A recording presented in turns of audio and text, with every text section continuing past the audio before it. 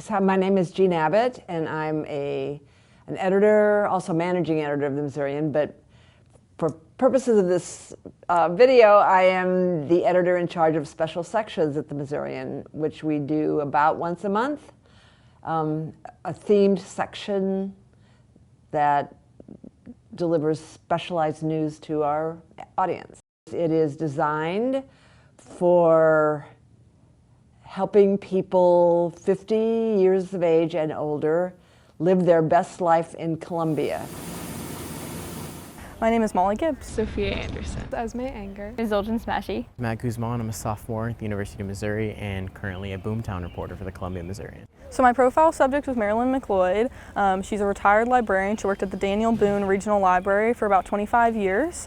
And she was a member of the League of Women Voters throughout all of her time for like decades. So my first was on a couple named Roger and Mary Pilkington who live about 40 minutes out of Columbia on a farm. They have 2 goats and a cat that's sort of loosely theirs. And then my other profile subject, her name's Amanda. She's actually a librarian at Mizzou, but she also works at the local garden. My profile subject was Heather Harlan.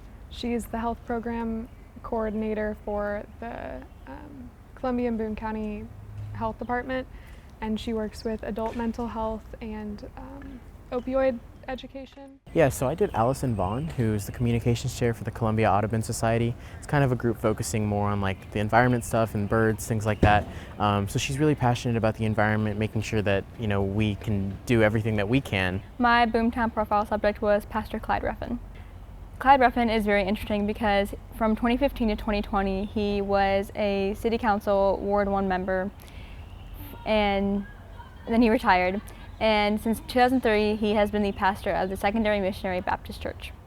I think she's interesting because she just shows that after you retire, you don't necessarily have to stop doing what you're passionate about. She was passionate about democracy when she worked at the library, and that's still what she's passionate about.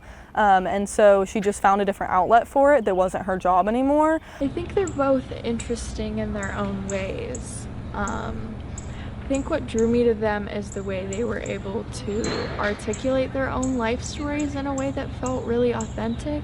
She was interesting because the first thing I noticed when I went to her house was actually that her backyard was completely transformed, kind of like a man-made wildlife sanctuary. So there was, you know, a little brush for squirrels to play, there was a bird bath with a ramp for all sorts of birds and different wildlife to go and drink water.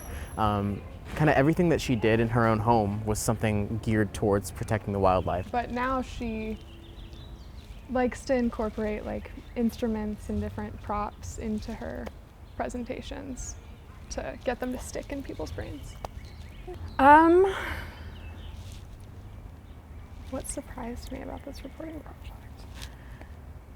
Honestly, just how kind everyone is in that world, and how much everyone loves her, just completely.